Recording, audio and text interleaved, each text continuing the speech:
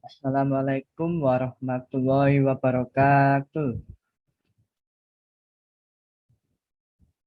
Kami dengan kelompok 11 akan membawakan materi yaitu hubungan serikat karyawan.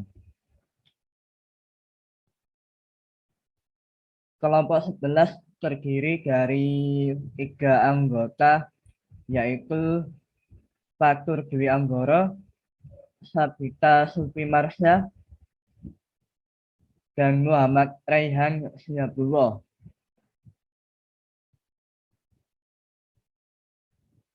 Pengertian serikat karyawan. Serikat karyawan adalah organisasi para pekerja yang dibentuk untuk mempromosikan atau menyatakan pendapat, melindungi, dan memperbaiki melalui kegiatan kolektif kepentingan-kepentingan sosial, ekonomi, dan politik para anggotanya. Kepentingan dominan yang diperjuangkan serikat karyawan tersebut adalah kepentingan ekonomi. Dalam bidang ini, berbagai keinginan dan permintaan akan kenaikan gaji atau upah, pengurangan jam kerja, dan perbaikan kondisi kerja adalah beberapa contoh kepentingan yang terpenting bagi serikat karyawan. Pada slide yang ketiga, landasan pertimbangan pertumbuhan serikat karyawan. Pada saat pembentukannya, suatu serikat pekerja atau serikat buruh harus memiliki anggaran dasar dan anggaran rumah tangga. Hal ini berdasarkan pasal 11 serikat kerja atau serikat buruh yang berbunyi, setiap serikat pekerja atau serikat buruh, federasi dan konfederasi serikat pekerja atau serikat buruh harus memiliki anggaran dasar dan anggaran rumah tangga. Anggaran dasar sebagaimana dimaksud dalam ayat 1 sekurang-kurangnya harus memuat 1. Nama dan lambang, 2. Dasar negara, asas dan tujuan, 3. Tanggal pendirian, 4. Tempat kedudukan, 5. Keanggotaan dan kepengurusan, keenam, sumber dan pertanggungjawaban keuangan dan ketentuan perubahan anggaran dasar dan atau anggaran rumah tangga. Setelah proses pembentukannya selesai, maka tahapan yang harus dilakukan berikutnya adalah memberitahukan secara tertulis kepada instansi pemerintah yang bertanggung jawab di bidang ketenagakerjaan dari pemerintah kabupaten atau wali kota madya, di mana perusahaan berdomisili untuk dilakukan pencatatan atas pembentukan SP tersebut.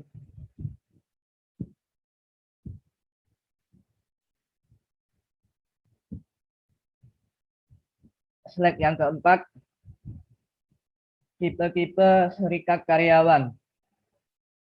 1. Trade unions, yaitu serikat karyawan yang anggotanya terdiri dari para karyawan atau pekerja yang mempunyai keterampilan yang sama, seperti misalnya tukang kayu, tukang batu, dan lain sebagainya. Dan yang kedua, industrial unions, yaitu serikat karyawan yang dibentuk berdasar lokasi pekerjaan yang sama.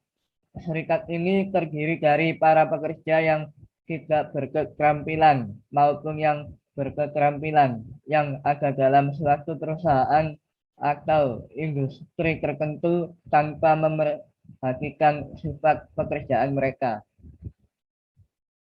Yang ketiga,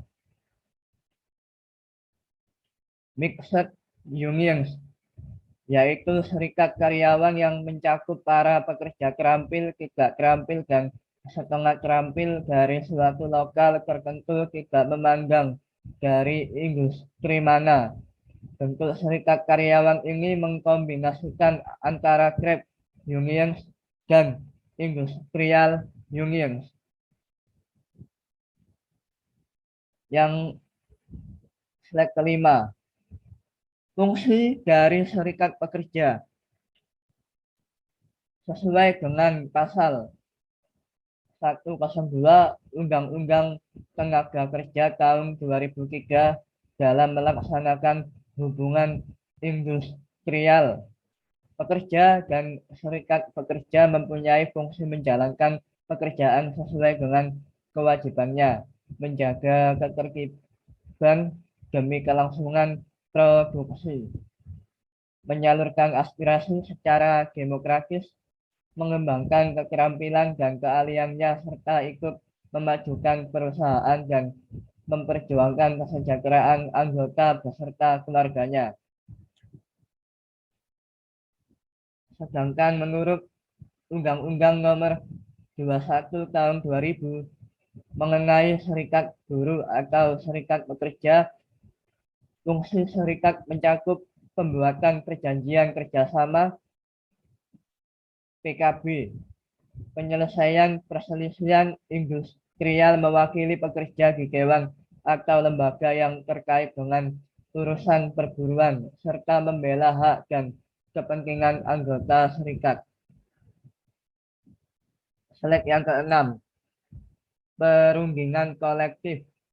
Perundingan kolektif adalah suatu proses di mana para wakil dua kelompok bertemu dan mempunyai tujuan merundingkan suatu kontrak perjanjian yang mengatur kedua belah pihak di waktu mendatang.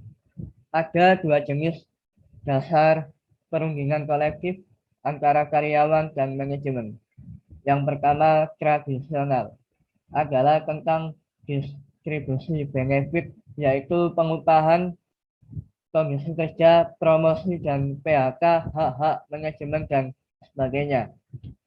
Yang kedua, integratif. Jenis perundingan yang jarang terjadi adalah perundingan yang bersifat integratif. Hal ini terkait dengan bermacam-macam masalah kepentingan timbal balik antara kedua belah pihak yang lebih besar, terutama usaha menyelesaikan masalah atau mendamaikan permasalahan yang terjadi. Banyak opini yang dilontarkan tentang perundingan integratif yang sesuai dengan pengalokasian berbagai sumber daya dan beban kerja. Di sini saya akan melanjutkan presentasi dari teman saya. Faktor-faktor pengaruh dalam perundingan kolektif. 1. Cakupan perundingan, yaitu banyaknya buruh yang akan terkena hasil perundingan atau perjanjian pekerja, seperti dalam suatu departemen, divisi, perusahaan, atau keseluruhan karyawan dalam suatu industri. 2. Tekanan-tekanan perundingan serikat karyawan. Selain penggunaan taktik tawar-menawar, ada 3 tipe tekanan yang lebih kuat yang kadang-kadang digunakan. 1. Pemogokan. 2. Mencegah atau menghalangi karyawan-karyawan yang ingin masuk kerja sewaktu diadakan pemogokan. Yang ketiga, peranan pekerja. Kedua belah pihak, serikat pekerja dan manajemen, banyak mengacu pada keberpihakan pemerintah untuk menyelesaikan atau melakukan intervensitas terhadap permasalahan yang terjadi dalam organisasi. 4. Kesediaan perusahaan atau organisasi. Kesediaan perusahaan untuk berunding secara terbuka dengan serikat karyawan ditentukan oleh kemampuan atau kekuatan perusahaan, filsafat kepemimpinan, gaya manajemen, dan kemungkinan menggunakan alat-alat pemaksaan, misalnya pemecatan, skorsing, demosi, dan sebagainya. Manajemen menggunakan beberapa teknik untuk mempersiapkan perundingan. 1. Manajemen menyediakan data yang merupakan landasan membangun posisi perundingannya, berupa data upah dan tunjangan, serta perbandingan tarif upah lokal dan tarif yang dibayar untuk pekerja yang sama dalam industri. 2. Survei sikap untuk menguji reaksi dari karyawan terhadap berbagai seksi kontrak yang mungkin dirasakan manajemen, menuntut perubahan dan konferensi tidak resmi dengan pemimpin serikat pekerja setempat guna membahas efektivitas operasional dari kontrak dan mengusulkan pemeriksaan percobaan tentang gagasan manajemen bagi perubahan. Tahap-tahap perundingan. Perundingan aktual khususnya berlangsung melalui beberapa tahap pengembangan. 1. Masing-masing pihak menyajikan tuntutannya. Tahap ini kedua pihak biasanya cukup jauh berdasarkan beberapa soal. Yang kedua ada satu pengurangan tuntutan. Pada tahap ini masing-masing pihak menukarkan beberapa dari tuntutannya untuk mendapatkan yang lain. Yang ketiga, semua pihak membentuk subkomite gabungan untuk mencoba mewujudkan alternatif yang masuk akal. 4. Perwakilan serikat pekerja memeriksa secara informal para penyelia mereka dan anggota serikat pekerja. Perwakilan manajemen memeriksa manajemen puncak. Kesepakatan kerja bersama. Kesepakatan kerja bersama adalah perjanjian yang merupakan hasil perundingan antara serikat pekerja atau serikat buruh atau beberapa serikat pekerja atau serikat buruh yang tercatat pada instansi yang bertanggung jawab di bidang ketenagakerjaan dengan pengusaha atau beberapa pengusaha atau perkumpulan pengusaha yang memuat syarat-syarat kerja, hak, dan kewajiban kedua belah pihak. Adapun peraturan-peraturan yang mendasari diberlakukannya KKB atau PKB antara lain. 1. Undang-Undang Nomor 13 Tahun 2003 tentang Ketenagakerjaan. 2. Undang-Undang Nomor 1 Tahun 1954 tentang Perjanjian Perburuan antara Serikat Buruh dan Majikan. 3. Undang-Undang Nomor 18 Tahun 1956 tentang Persetujuan Konvensi ILO Nomor 98 mengenai berlakunya dasar-dasar daripada hak untuk berorganisasi dan berunding bersama. 4. PP Nomor 49 Tahun 1954 tentang cara membuat dan mengatur perjanjian perburuan. 5. Kepmenaker Nomor 01-Men-1985 tentang pelaksanaan tata cara pembuatan kesepakatan kerja bersama.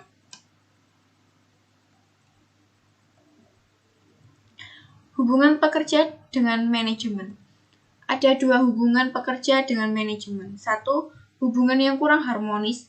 Tujuan para pekerja, serikat pekerja, manajemen, dan pemerintah seringkali tidak berjalan seiring, sehingga sering muncul hubungan yang kurang harmonis di mana pekerja dan manajemen berusaha untuk memperoleh potongan yang lebih besar dari pendapatan yang ada. Secara historis, SP mengambil sikap yang kurang harmonis dalam interaksinya dengan manajemen. Fokus tuntutannya adalah pada upah, jam kerja, dan kondisi kerja sebagai usaha untuk memperoleh lebih banyak dan lebih baik dari yang selama ini diterima dari perusahaan. Yang kedua, hubungan kooperatif. Dalam satu hubungan yang kooperatif, peran serikat pekerja adalah sebagai mitra, bukan mengkritik, dan SP mempunyai tanggung jawab yang sama dengan manajemen untuk mencapai solusi yang kooperatif yang menghasilkan sesuatu seperti ditunjukkan dalam kemitraan dalam perundingan kolektif.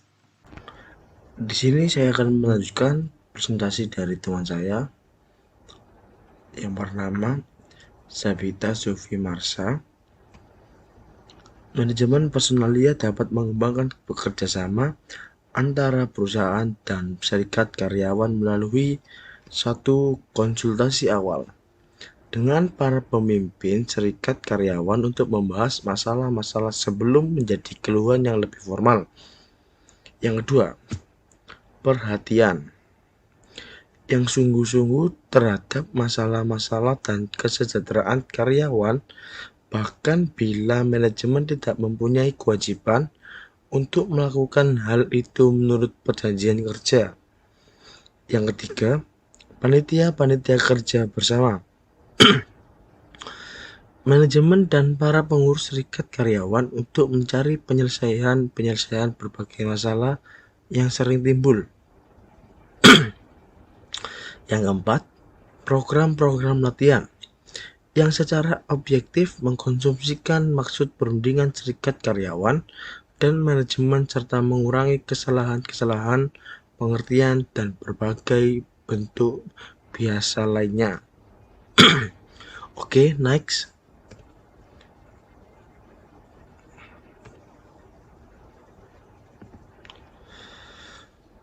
Selanjutnya kita akan membahas tentang tindakan disiplin dan pengaduan.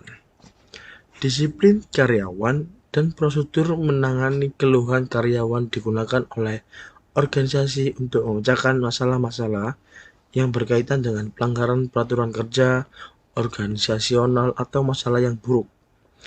Apabila seorang karyawan mempunyai keluhan terhadap organisasi atau manajemen, sewajarnya karyawan tersebut menggunakan prosedur untuk menyelesaikan masalahnya. Oke, next. Selanjutnya kita akan membahas tentang pentingnya serikat bekerja bagi karyawan. Nomor 1, mendapatkan kompensasi yang layak. Nomor 2, mendapatkan kondisi kerja yang lebih baik. Nomor 3, mendapatkan haknya secara adil. Nomor 4, melindungi diri mereka dari tindakan sewenang-wenang manajemen. Nomor 5, mendapatkan kepuasan kerja dan peluang untuk berprestasi. Oke, next. Selanjutnya kita akan membahas tentang dasar pemeliharaan serikat kerja. Yang pertama, meningkatkan kualitas hidup pekerja, atau bisa disebut tentang quality of work life yang lebih baik. Yang kedua, bagaimana manajemen dan departemen sumber daya manusia mempengaruhi kualitas hidup pekerja. Nomor 3, peran departemen sumber daya manusia berkomunikasi. Nomor 4, mengkaji kemungkinan perbedaan antara disiplin preventif dan disiplin korektif. Oke, sekian dari kelompok kami. Oh ya, kami akan membuka sesi tanya jawab. Jika teman-teman mau tanya, silakan bertanya di kolom komentar ya. Sekian dari kelompok kami. Apabila ada salah kata, mohon dimaafkan. Wassalamualaikum warahmatullahi wabarakatuh.